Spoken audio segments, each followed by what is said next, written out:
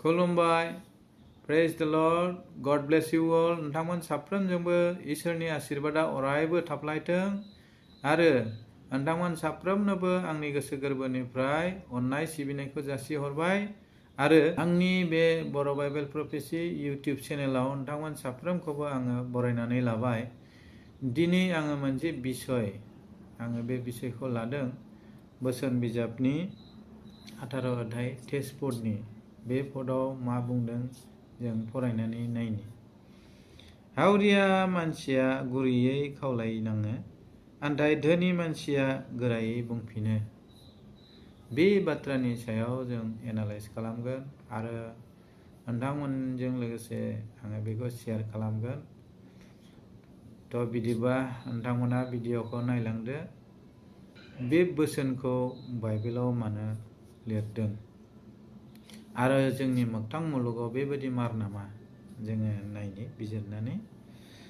जे हावरिया मानसि होननानै बुङोब्ला जायानाखि बोथिसे ओंखामनि थाखाय सिन्था खालामनाङो, बोथिसे ओंखामनि थाखाय बिसोरो सानसे ओरै लुखुर ओरै लुखुर नागिरबायनाङो, बहा मोनो बहा मोना। थ' बेबायदि मानसिखौ हावरिया मानसि होननानै बुंदों आरो बिसोरहा समाजाव बा जिखुनु खेथ्रआव गोरायै बुंनो बिस्रा अधिकार गैया। नोङो साधारनथे सिन्था खालाम, सासे बिबायारिया नोंनि न'आव फैनानै गोरा रावै मालाबाबो बुंफैनाय नङा, खावलायफैगोन आरो बे खावलायनायनि बुंफिननायाव मा एन्सार होयो धोनि गिदिर मानसिया? गोरायै बुंफिनगोन, गोरायै बुंफिनो। बे बाथ्राखौ बेसेबांबा हाजार बोसोर सिगाङावनो लिरनानै दोनखादों। माने बै सिगांनि समनिफ्रायनो मानसिनि बे केरेक्टारा, मानसिनि बे आखुआ दिनैसिमबो दं, बेखौसो बुजियो। खारन बे बोसोन बिजाबा गोजाम रदाय जिसु ख्रिस्टनि जोनोमनि सिगांनि बिजाब, बियो गोदो गोदायनो लिरना गालांजाखानाय बिजाब। अब्ला दिनैसिमबो बे मानसिनि केरेक्टारा नुजायो। साधारनथे जोङो नुयो जे जोंनि समाजारि बिथिङावबो जिखुनु खेथ्रआव जे गोरिब दुखिया मानसिया माबा मोनसे बिषय बुङोब्ला गुरैयै खावलायनानैसो बुंनांगौ जायो आरो जेसेबांखि जुक्ति होनानै बुङा मानो दाम गैयै जायो, नेग्लेक्ट खालामो। बेबायदि जाथायखौ जों नुयो जोंनि मण्डलीफोरनि गेजेरावबो, जोंनि ससाइटिनि गेजेराव बेफोरबायदि खालामनायखौ जोङो नुयो।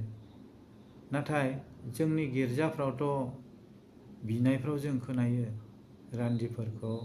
रान्दिफोरनि सायाव बोर हो, जोङो गिर्जाफ्राव बिनायावबो खोनायो। आरो खारन रान्दि मानसिहा बिस्रा न'खराव हौवा मानसि थायैखाय बिसोरो बेसेबां खस्थ'नि गेजेरजों न'खरफोरखौ सलायलांनांगौ जायो बे गावसोरसो मोनथिगौ। बिनि अनुभबखौ जों मोनथिया, बिसोरसो मोनथियो आरो इसोरा मोनथियो। बेनिखायनो बिसोरनि सायाव न्याय खालामनो थिनो। जोंनि संसारिक मानसिया जेसेबांखि धोनि गिदिर जाया मानो, खोमसिनि मानसिया जेखि बुंनानै दुखु होआ। नाथाय जोंनि स्रांनि मानसिफ्रा बेफोरबायदि दुखु होनाया थिग नङा। गेदेर गोलावफ्रा, गोराफ्रा, गोनां गेदेरफ्रा बेफोरबायदि बाथ्रा बाहायनायफोरखौ जोङो बास्तबिकआव नुयो। थ' बोसोन बिजाबनिनो आरो 14नि 31आव मा होनदों? नोङो हावरिया मानसिफोरखौ नासयब्ला दाग्रा इसोरखौ निन्दिनाय जागोन। बेयाव डाइरेक्ट बुंदों, हावरिया मानसिखौ जेब्ला नों नासयगोन, नोङो सोंखारिगोन, इसोरखौ निन्दिनाय जागोन। सिदा खोथा। मानि थाखाय जिसुआ बै नुजाहोजानाय माथाइनि 26 बुंदों जे जोबनाय सानाव गोबाङा हाबनो नागिरगोन, नाथाय आं बिसोरखौ हाबनो होनाय नङा। हाबनो होनाय नङा। नोंनि मुङै जोङो बेमार आजार सोखादों, बुहुतफोर होखारदों, जोंखौ मानो हाबनो होआ? अब्ला इसोरा बुंगोन, बै समाव आं लंथं फाथंमोन, जानो मोनाखै, लोंनो मोनाखै, आंनो जाहोआखै। अब्ला बिसोर सोंगोन, नों माबे समाव नोङो जानो मोनै जाखो? जोंथ' नोंखौ माब्लाबाबो जानो मोनै लंथं फाथं अबस्थायाव जोङो नोंखौ लोगो मोनफेराखै। अब्ला इसोरा बुंगोन, बै गोरिब दुखिया रान्दिफोरजोंनो आङो लोगोआव थायोमोन, नोंसोरो बिसोरनो जानो होआखै। बे बाथ्राखौ एडभान्स प्रफेसि होननानै बाइबेलाव बुंनानै दोनखादों। बिनि उनावबो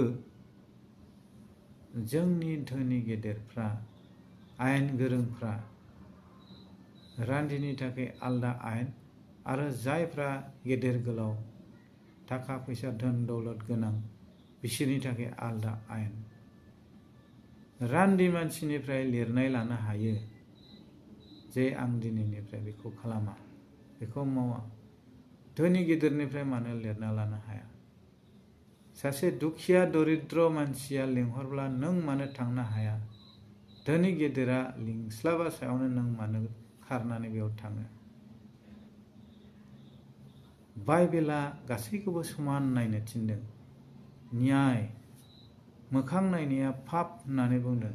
1 तिमथिनि 5:21 पदआव बेबायदि होनदों, आङो इसोर आरो ख्रिस्ट' जिसु आरो गोथार आर्फफोरनि सिगाङाव गोरायैनो थोनो, नोङो मोखां नायनानै बिसार खालामालाबा बयखौबो समानै नायदो। बेयाव पाउला बेसेबां स्ट्रं स्टेटमेन्ट होदों। इसोर आरो ख्रिस्ट' जिसु आरो गोथार आर्फफोरनि सिगाङाव, बिसोरखौ सिगाङाव दोननानै मोनसे बोसोनखौ बियो ख्रायै बुंदों जे नोङो मोखां नायालासे बिसारखौ खालामदो। मोखां नायनानै बिसार खालामालाबा बयखौबो समानै नायदो। ना दुखिया, ना रान्दि, ना धोनि, ना गोरिब, गासैनिबो सायाव समान नों बिसार खालाम। इसोर जिसु ख्रिस्ट' गोथार आर्फफोरखौहाय साखि दोननानै बाइबेला जोंखौ न्याय बिसार खालाम थिनदों। नाथाय दिनैहाय जोंनि सोरबा सासे दैदेनगिरिया पावाराव जेब्ला थायो, बे पावारखौ हारसिं डिसिसन लायो। सोरखौबा बैकट खालामनांगौबाबो हारसिं डिसिसन लानानै बैकट खालामो। सोरखौबा सोसननांगौबाबो हारसिं डिसिसन लानानै सोसनो।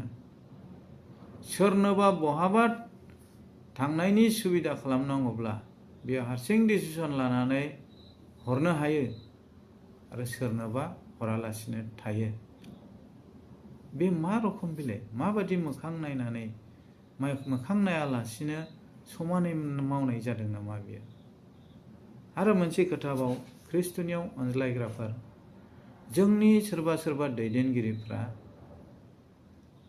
गासैबो नङा दे, सोरबा कयेकजन दैदेनगिरिफ्रा ओरैबायदि बाइबेलनि बिरुद्धि उल्था फोरोंग्राफोर दंसै दानि नैबे जेनेरेसनाव, जे न'खरसेनिफ्राय सानै इसोरनि रायजोनि थाखाय मावनो मोना होनग्रा दैदेनगिरिफोर दंसै। अब्ला पाउलनि बे लिरनाया जे इसोर जिसु ख्रिस्ट' आरो गोथारफोरनि आर्फफोरनि मोखाङाव, बिसोरखौ मोखाङाव साखि दोननानै समानै जोंखौहाय मावनो थिनदों जेराव, अब्ला इसोर जिसु ख्रिस्ट' गोथार आर्फफोरनि मोखाङावबो नंखाय खामानि मावनोसै नामा? जिसु आरो जिसुनि फंबाय, बिसोरो इसोरनि मिनिस्ट्रिखौ न'खरसेयैनो मावदों। अब्ला नैबे जेनेरेसनाव माबे आयेनखौ पास खालामनो नागिरदों? गितफोरनि 1:1 पद, बे मानसिया साबाय जायहा दुष्टफोरनि खायदा खालामनायाव थाफायाखै, पापीफोरनि लामायाव गसंफायाखै, निन्दिग्राफोरनि आफादाव जफायाखै।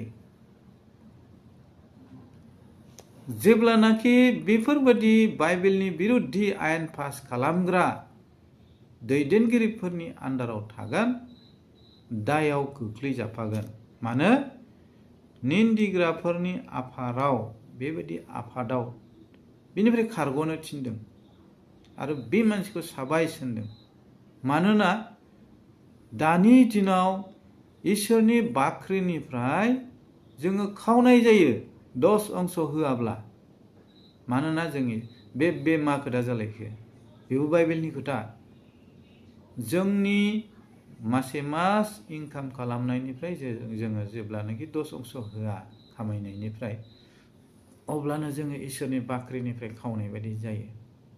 आरो बे 10 अंश बा लथा सान्दा, बे सान्दाफोरखौ गोजौआव ज' दैथायहरो। मानो? बेवहाय गोबां वार्कारफोर दं, रेभारेन्डफोर दं, चार्च पास्टरफोर दं, इभिन्जेलिस्टफोर दं, गोबां वार्कारफोर दं आरो गोबां मण्डलीफोरखौ, फिसा फिसौ मण्डलीफोरखौबो नायहरनांगौ दं। बिनि थाखाय सान्दाखौ होनाय जायो आरो बे सान्दाफ्रा थांलाय फैलाय बे वार्कारफोरनि सेलारिनि थाखाय बेफोरखौ होनाय जायो। अब्ला कय एकजन मानसि दं जे बेबायदि सान्दाखौबो जाग्रा आरो जानानै आंखौ बुथारबा बुथारदो, आंहा बोलो गैला होफिननो, बेबायदि बुंग्राफोर दङ। आरो बेल'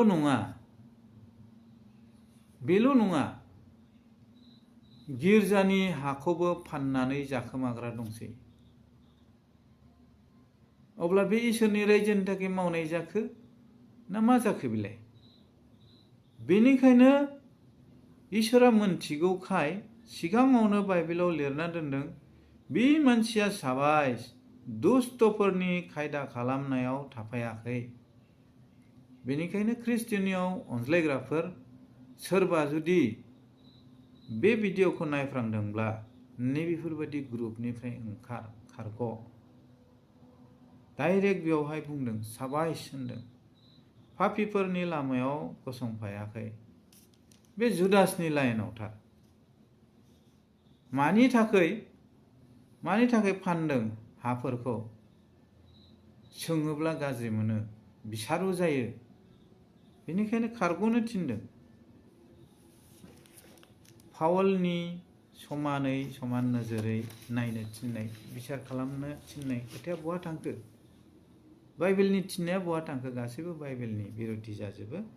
बेनिखायनो बोसोन बिजाब 18:23 बुंदों, हावरिया मानसिया गुरैयै खावलायनाङो आरो धोनि मानसिया गोरायैनो फिनफिनो।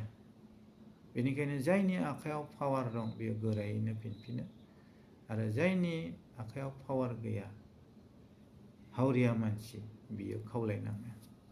बेनिखायनो आं बिनि गेजेराव माबाफोर गोरोन्थि जुदि जानानै थांबायब्ला, सोरनियावबा पार्सनेलि नांहैबायब्ला अन्नानै निमाहा खालामदो। आङो रावखौबो थांखिनानै बेयाव भिडिअ'आव आं बुंनाय जायाखै। बे गुसुं इसोरा बोर होथों, नाजारेथ जिसुनि मुङै, आमेन।